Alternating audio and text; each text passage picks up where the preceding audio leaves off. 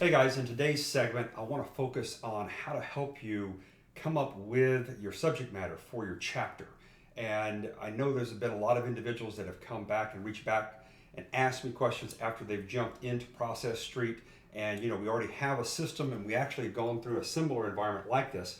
So I'm going to start off with what I've explained before about our process of being able to build relationships, because that's the key thing that Matt found is that becoming an authority figure as an author allows you to, at scale, catapults you into building relationships, relating to people in moments as opposed to it taking decades. Okay, so we compress the time. That's what we have so very little of. We don't know what tomorrow is holding. We don't know if we have 10 more years or 30 more years or whatever. So what we want to be able to do is to take our message, how people know, like, and trust us. These are the three elements, the three legs, if you would, of the stool that's called relating and relationships. And being able to compress that time period that it takes for people to know you, like you, and trust you, and getting rid of the accidental part of perception of how people have prejudices about you. This Matheson talks about the 7-11 rule at NYU University when he found that in the first 7 seconds, people make 11 unconscious judgments about you, okay? And number 3 and number 4 has to do with credibility and trust.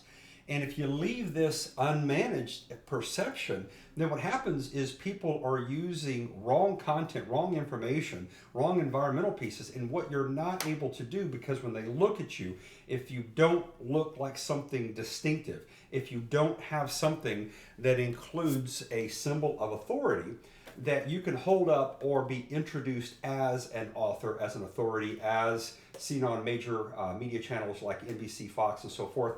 What you don't have is a symbol of that's disrupted, because it captures their attention. It captures them and blocks out the distractions because your attention is captured, okay? If you can't do that, then the game is already lost from the beginning, because you are never going to get them to focus on what? Who you are, what you're about, and whether or not they can trust you. If you don't have these three, guess what? You don't have this. And people do not do business with someone that they do not have a relationship with. Now, the people that are really good, we call them rainmakers, that's what Matt calls them, that manage perception, right, are over here.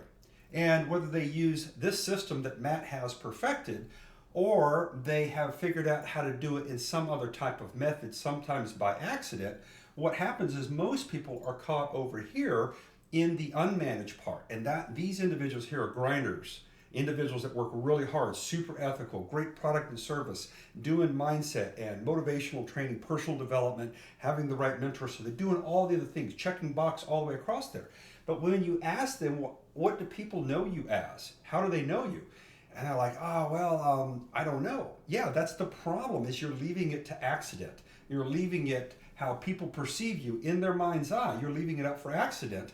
And that is too critical. So what we've done is solve this by, when you have the book jacket, okay, as well as the title, in my case, it's author, international speaker, and performance expert. When you have that together, that's how you get introduced, either by this visually, or how someone is introducing you to a platform, into an online digital conference, or so forth. This is what is the game changer, okay? So that's the first thing that's taken care of. And I've already talked about this before in another one, so we're going to move very quickly.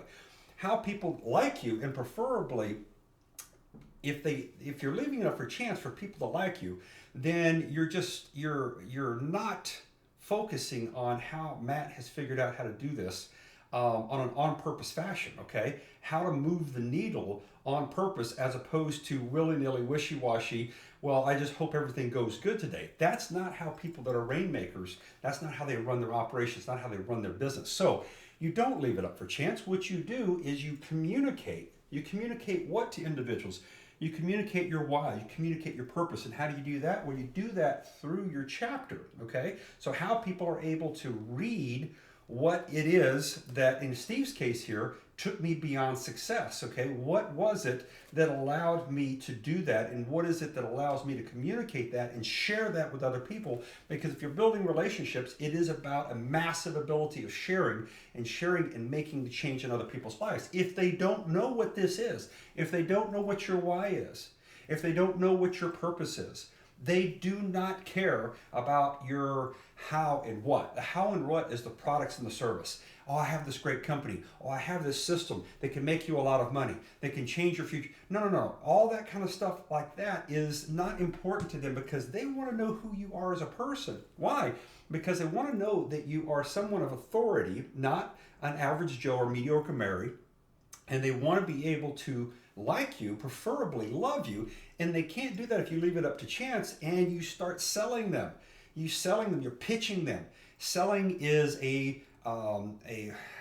what's the best term I'm trying to come up with right now? It's trying to get other people to pay for your opinion. Okay, that's what selling is. I think this is a really great car. You should buy it. Okay. Hey, I think this is a really great keto coffee program, okay? And it can make you a lot of money. That's my opinion, and I'm trying to get them to buy that. They don't want to do that. Why? Because they don't care about any of that. They only care about themselves. And what they need to know is that you want to have a relationship with you. When you have a relationship and they know you as someone other than average Joe or mediocre Mary, then they like and preferably love what you're about. Then you move to the trust stage. How do you get to that trust stage? Well, that's improbable in most situations. People are not going to trust you. That's why you've been having coffee conversations, taking people to lunch forever. And when they finish that, they're like, hey, Joe, hey, average Joe and mediocre Mary, thanks again for another cup of coffee. I'm going to go on and do exactly what I've been doing for the last 5 or 10 years, which is absolutely nothing. But man, I can hardly wait to get with you again in another year or two and do more of absolutely nothing. And by the way, I'll still complain that I don't like what I'm doing, but I'm not going to make the change. Why? Because I don't have a relationship with you other than knowing you as average Joe and mediocre Mary. I don't even know what you're about. I don't know what your mission and purpose is. I don't know what your why is. And so why am I even going to trust you? Of course, it's improbable. I'm never going to trust you. I'm not ever going to do what you're trying to get me to pay for because it's your opinion. What you've never done is you've never built a relationship with me. How do we do that? Well, that's where the testimonials come in. The genius of man is not only putting the content, the how people know you on the front in your title, okay, and seeing you with that image, but then when they open it up, the first thing that they're going to see in here is they're going to see, and they can't get around it, they're going to see how other people see you. That's where the trust comes in. It's called a transference. It's like crowd reviews on Google. It's how people now think is I take an unbiased opinion from other people that have no skin in the game, and they tell me what they think about this place's hamburgers or this place's steaks, or whether or not this is a good place to buy a car, or whether these guys are a reliable computer company. Okay, whatever it is, that's what reviews are about today. So by taking that genius idea and putting it between how they know you and then allow them to trust you by seeing how other people have trusted you, then with those pair of lenses on, how other people see you, how other people perceive you, right? Then they jump into and get to understand. You get an opportunity to communicate what you're about, why you're about, okay? So this is the whole content. I went over this before in a little more depth. I wanted to retouch on this because that's what this is about here, and you understand what this is about. But what a lot of people have been asking me is, Steve, how do I write my chapter so that this works for me in the best way? So what we're going to do here is we're going to go back to this perception. This is what we're going to concentrate on, is just the actual chapter itself, And one of the things that we don't do, as you know, is we don't tell you what to write. And there's a very good reason for that, because we want your chapter and your content to come from the well of your soul, from here, okay? If we give you the subject matter and then you write something, it's going to be very sterile. And sterile stuff does not create this, does it? It certainly doesn't allow people to like you because it's not yours, and they certainly are not going to fall in love with you. Why? Because, well, you haven't given them anything. There's been no transference. There's nothing there that related to them, okay? And the biggest thing that I tell a lot of my authors that I'm going to share with you again here is the most important thing you can tell individuals is things that reflect your vulnerability. Unbeknownst to most people, they try to hide their mistakes. They try to hide the errors that they did, or the things when they really did the face plant and screwed up, okay? And what is relatable to people is that everybody makes mistakes, okay? In fact, the only way we get to a position of better judgment is by making what? Worse judgment, bad decisions, okay? Face plants, screw ups, mess ups, not on purpose necessarily, but it is what we do. So, in order for you to relate to people, what you have to do is take and break out of that fear of, man, I wonder what they're going to think about me. Well, here's the thing, everybody messes up. And the key thing, if you study Dr. Brene Brown, that is she's a social scientist at University of Houston, one of the top 10 TED Talks of all time, is on her position that vulnerability is actually courageous.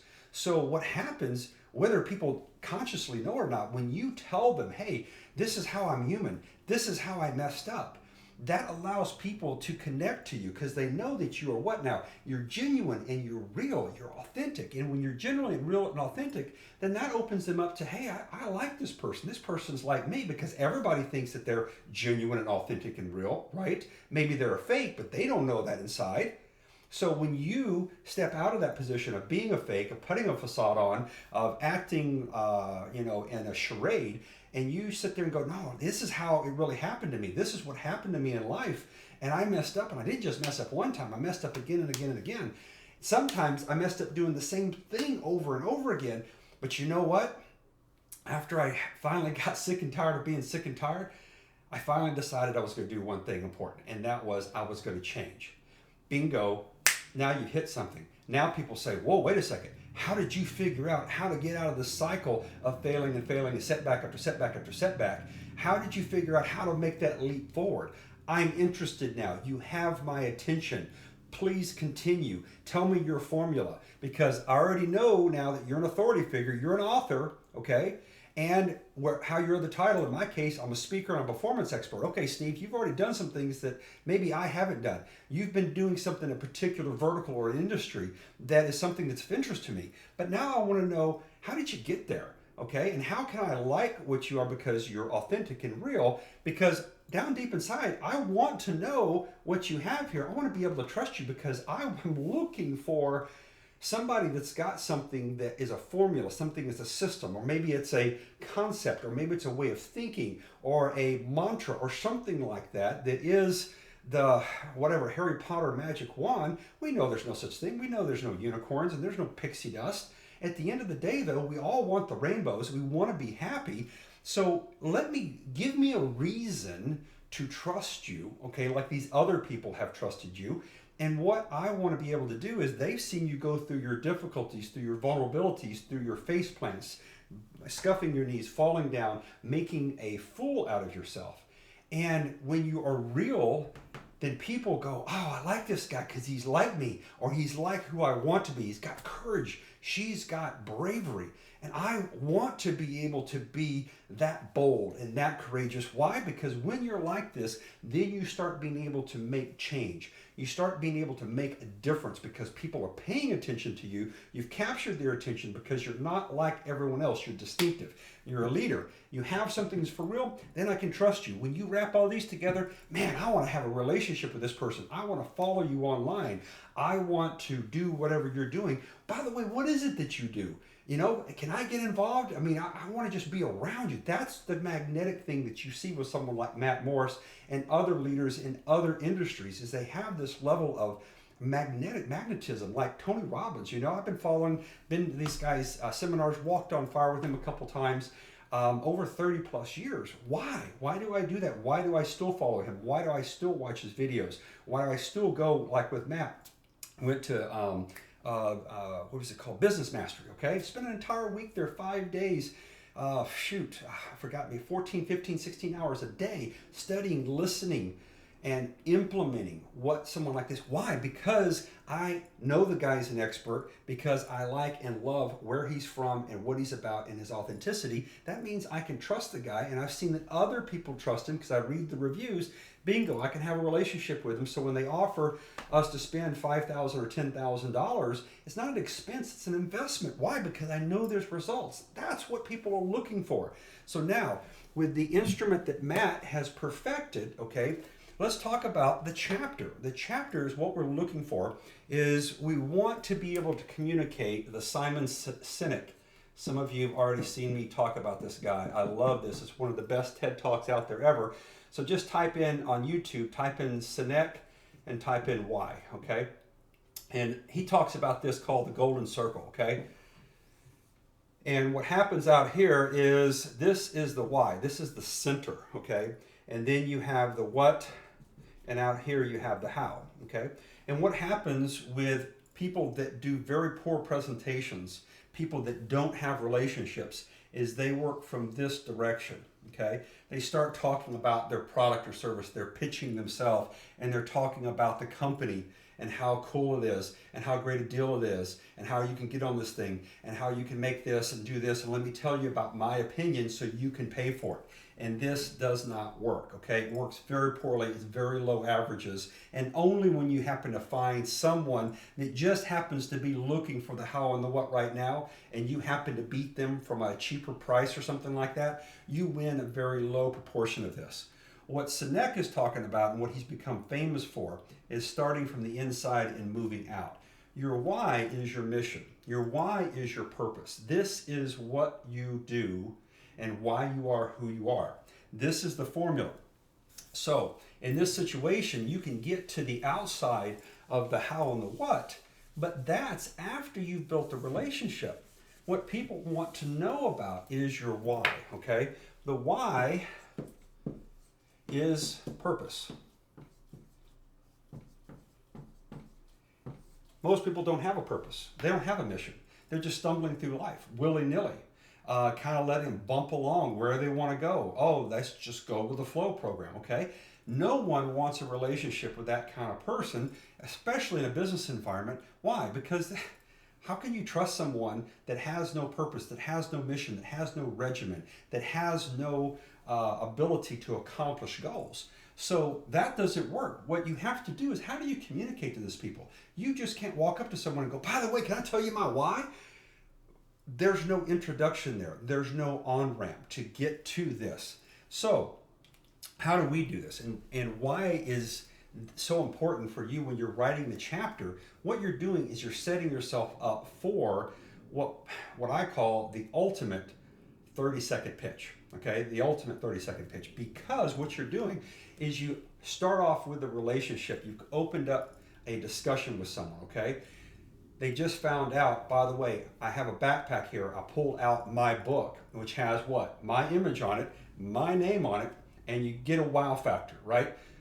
The person goes automatically, whoa, I'm talking to an author. Or if I'm in front of a group of people, or if I'm online, I use my book image as my profile icon. Why? Because then people know before I come online that I'm a published author because they see my book and they get to see my face. Why do I just want to do the image of me when I can do this and have the full power of the book? So I use that PNG file. I upload that every single time on any platform that I'm on, whether it's Zoom or, God, what are the other ones out there?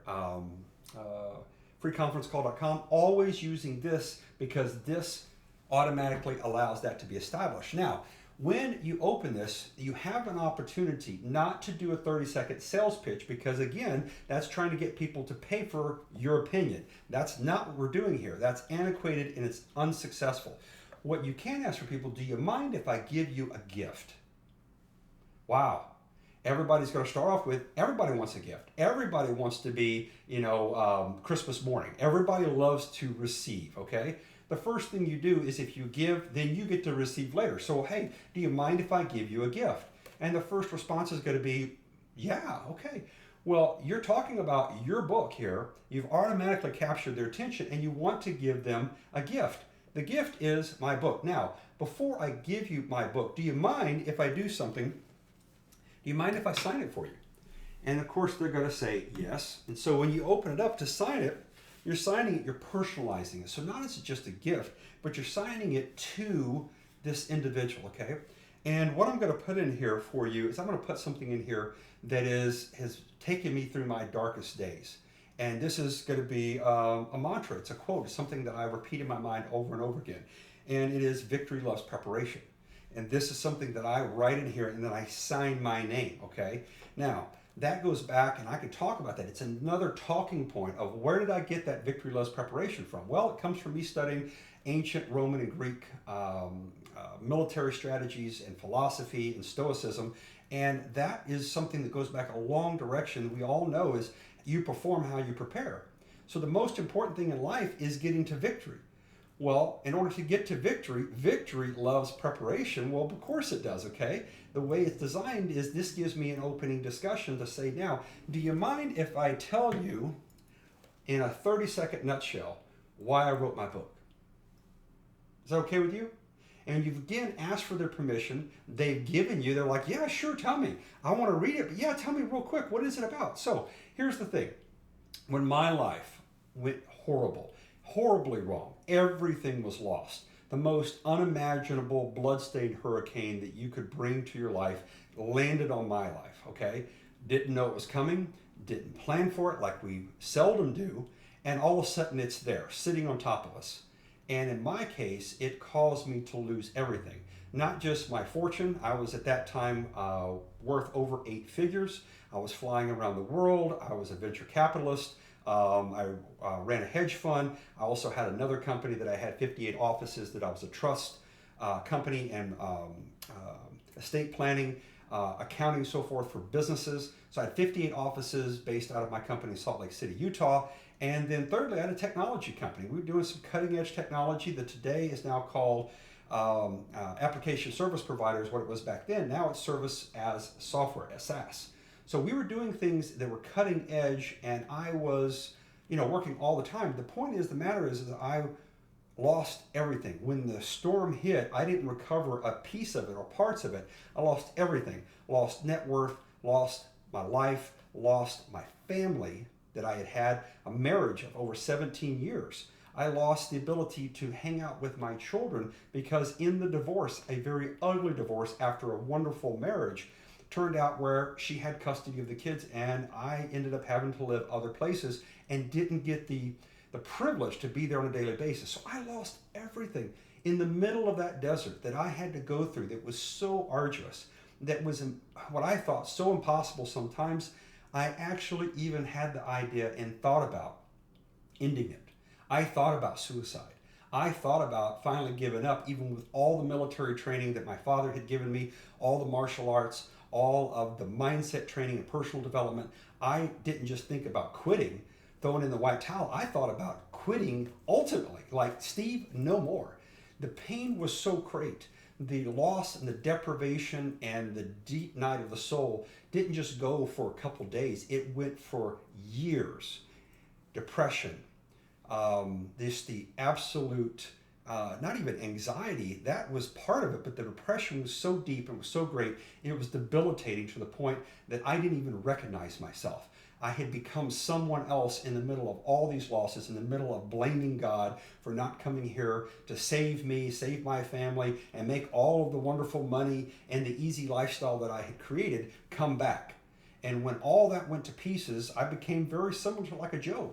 And so here's what I did. I figured out, after going through that stage and after the bruising and everything kind of came down, what I found is a way to make it through the desert, to make it through the dark night of the soul. And if you mind, I'll share it with you real quick. It's a profound thing, at least it is to me. And in fact, what I'll do is I'll actually draw a symbol here. And what I did,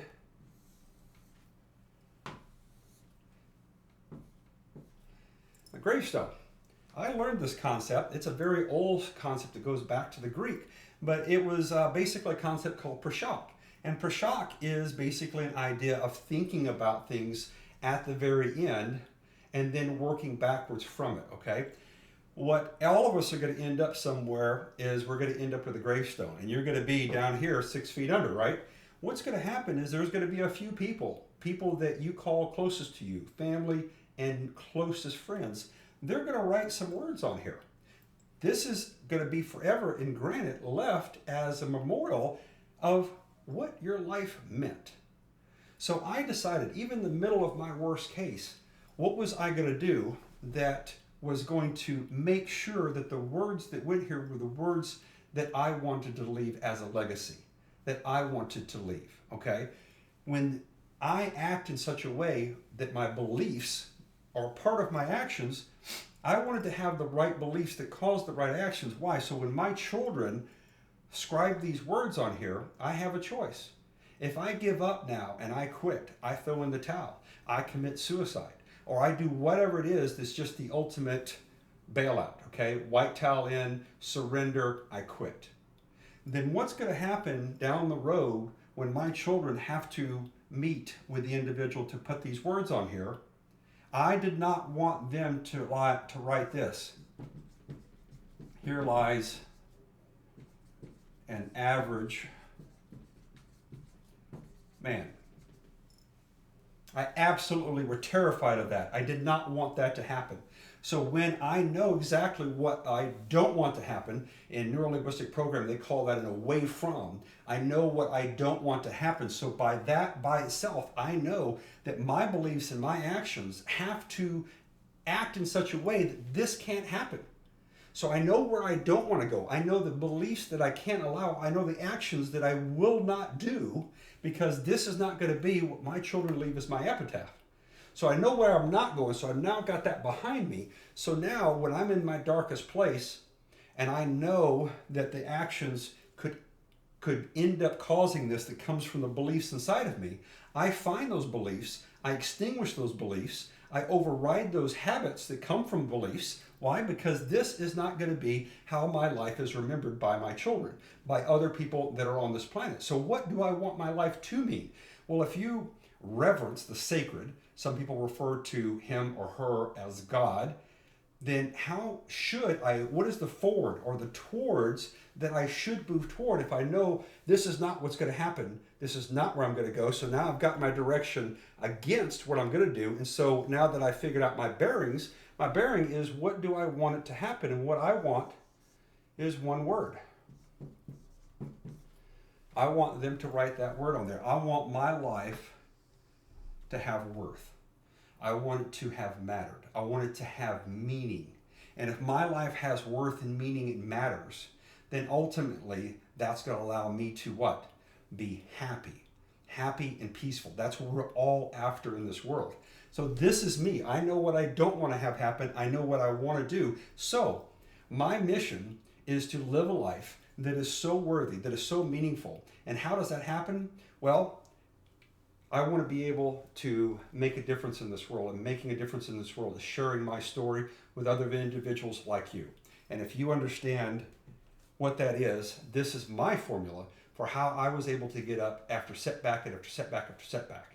I don't necessarily always have a crystal ball of knowing what I'm going to do next, but I know the direction. And as long as my actions have meaningfulness that are headed toward this end result of being worthy, of leaving a legacy behind that matters, then that helps me have bearing. That helps me make my decisions every day. That's my gift to you. That's what I wrote my book about. And that's my gift to you. Here you go. Now, that is how you write a chapter. Write the chapter for the opportunity to do this type of discussion, whether it's one-on-one, whether it's online, whether it's in front of a group of people. That is from the soul. That is from authenticity. That is real. It is anything but fake. Why? Because when people hear that, they relate. Everybody wants to have a legacy. Everybody wants to make sure this doesn't happen, and they prefer to know how to make this happen, but they don't know how to do it. I just gave you a formula for it. And my formula, if you read my chapter in details, it's going to get in and show you that I learned this formula from great minds like Socrates, Plato, Aristotle, of how they transferred a concept called be as you wish to seem, and they gave that concept to a young 13-year-old boy named Alexander, who became Alexander the Great. So we know that this system works, right? Because one of the most successful, one of the most noted individuals of our world, because he was one of the first emperors that actually lived with an honor code, both on the battlefield and off. Now, I also know that this concept works of this focusing forward, because I know that another great man by the name of Dr. Viktor Frankl wrote a book called Man's Search for Meaning. Actually, here it is in my library, Man's Search for Meaning, okay? One of my favorite books of all time. And Dr. Viktor Frankl spent 6 years in Auschwitz and Dachau during World War II. He was already a psychologist. When he came out, he created the third school of psychology. If you want to know more about it, read the book. This has impacted my life on a regular basis. That became the second piece that I put inside my book here. So I'm moving you toward how to do this. If you want to learn more and more details, then you can go check out Plato and Aristotle and what they taught Alexander the Great, and you can go read Dr. Viktor Frankl's book on Man's Search for Meaning. There.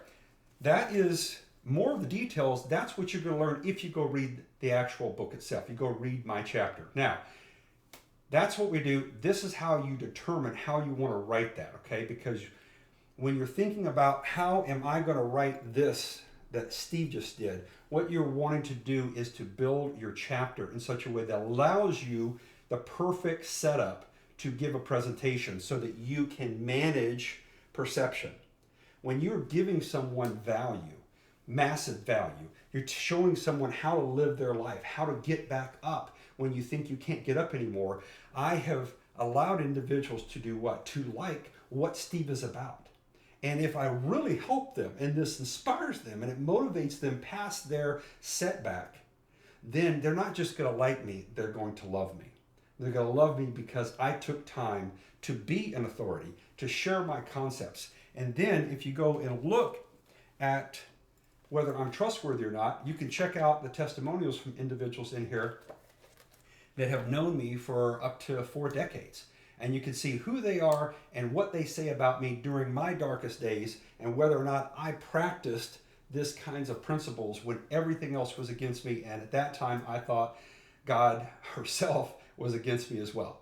And when I continued to practice what I believed and acted on mission, even though I had thought about ending it, then this is a way to help people what? Overcome setbacks, overcome suicidal thoughts, overcome major levels of depression that hurts at such a level that your whole body feels like every moment that it is, that it feels like it's worse than a flu. It just aches and it's soul wrenching from the inside out. I know what that felt like, and that's what I'm communicating here, that if your life is not at this level, but it's hurting, then if mine worked at this level, guess what? Whatever it is that's bothering you in your life, a bad relationship, a loss of a job, kids that aren't listening to you right now, or maybe ran off from the home or something like that, relationships that just aren't right, financial situations that aren't what you think they are. When you see the comparison, like when I read Man's Search for Meaning the first time in 1991, and I saw, oh man, everything that I've gone through in my life that I thought was difficult compared to this man of being in a death camp, at a Nazi death camp for 6 years, while he watched people next to him shot and killed and rifle butted to death. Wow, perspective. My life is not that bad. And so when you're telling your story, what you're doing is you're inspiring and motivating other people. That's what you should focus on writing. You've got 2,000 words. You don't need 60,000 words, which is a full book, to do that. Laser focus, chop it down, give them the most valuable pearl that you can come up with, and give that to them as a gift. That's going to make the difference. That's going to allow this to be love. It's going to allow this to happen. And they're already going to know you not just as someone that's an authority, they're going to know you as someone that actually cares. When you care, and other people know how much you care, then they are interested in relating to you and building that relationship. That's when things start changing at scale. That's how you write your chapter. That's how I wrote mine, and that's how I'm recommending that you do this. So, hope this helps. Hope it gives you some good insight. Give me some feedback on what you think about this. And man, I'm happy to be part of your life, happy to be part of helping you resonate and make that difference in the people's lives that my story that won't count for, that Matt's story doesn't count for, that Tony Robbins' story doesn't affect. It's because every person has a particular mission, I believe, and I reverence that because each person has the ability and has that quality to impact a certain perspective or a certain segment of our world.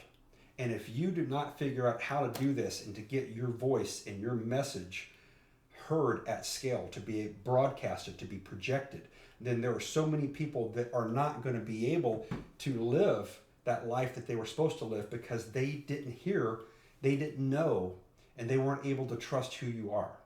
That's why I love doing this. That's why I love being part of this company with Matt, is because we help the best of the best ensure that they do what they were put on this planet to do.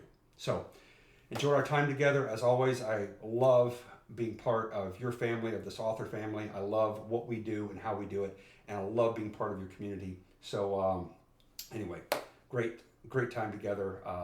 Glad I was able to share, and love to hear your thoughts. Take care.